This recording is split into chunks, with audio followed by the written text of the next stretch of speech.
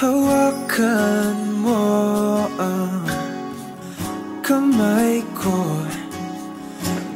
Nagkakilala kami ni Bobby o si Rose. Nireto siya sa akin ni Chanex, yung best man ko. And ayun, chinat ko siya. Ang unang chat ko sa akin is Tara Rides. So parang na-off siya dun minsan. Ang pinaka talagang pinagpapasalamat ko sa Lord is yung naibalik ako ni Larry kay Lord. So naging strong yung faith ko. Isa na sa pinag-pray ko talaga na yung sana yung next na dumating sa akin, yung alam, sasamahan ako, yung mag-grow kami with the Lord. So, nung in-invite niya ako sa church, tapos hine-help niya ako to grow, na makilala si Lord, sabi ko, okay, this is it. Alam ko, ito na yung binigay ni Lord sa akin.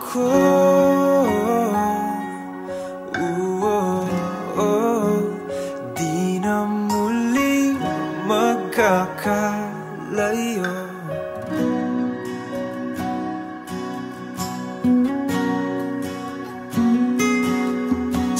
Rosa, aking asawa, napikunin at magagalitin. Pero sa kabila ng lahat is papasalamat kay God na dumating na sa akin.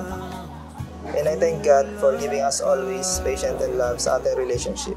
Halos dalawang taon pa lang tayo nagkakasama, pero parang 10 taon na yung katumbas ng lahat na yan. Kaya mo yung sa chat kong Tara Rides hanggang sa araw na Will You Marry Me? Then, after 2 months, we met and got a chance to know you more. I remember sa isang movie, sabi doon, alam ng Lord, nakikinig ang Lord sa gusto nating regalo. And tayo, alam na natin kung ano yung itsura ng gusto nating gift. So I opened this gift and nakita ko ang gusto ko. May faith sa Lord at ibinalik ako sa Lord. Di man big boy, pero with a big heart. Thank you sa Lord sa buhay mo, Bobby. Thank you kasi He answered my prayers. He keep His promises na magtiwala lang ako at ibibigay niya yung tamang lalaki para sa akin. Di ko papansinin tadhana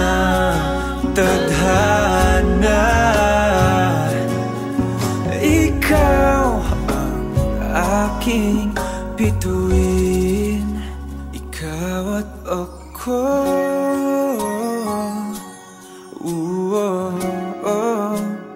Tayo'y pinagtagpo,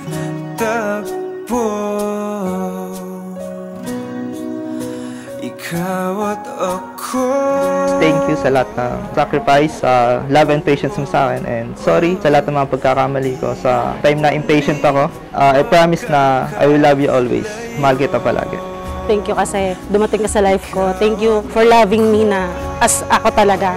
Sorry kung parang nadadamay ka dun sa mga traumas ko before. And sorry kasi although mahirap ako i-handle is nandyan ka para hindi bumitaw. Then I promise na magiging better and also sasamahan ka sa walk mo kay Lord. Yun lang. I love you. Di na muling magkakalayo.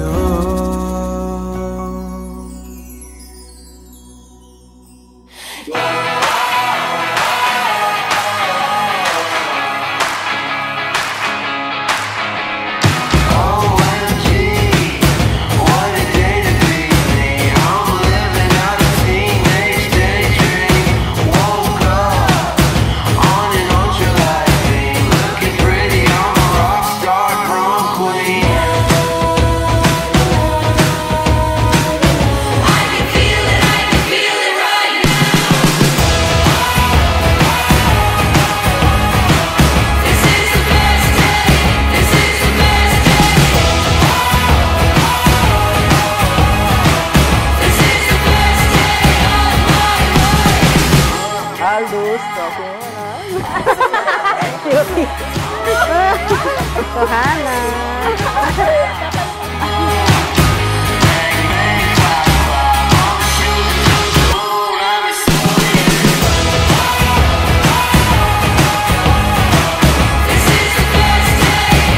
Okay, maghiwalay agad.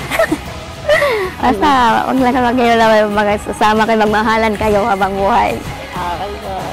Hindi lahat masaya, no? Hindi lahat Hindi lahat plain ang dadaanan bilang mag-asawa. May mga obstacles, may mga trials. Maging open kayo sa isa't isa, no?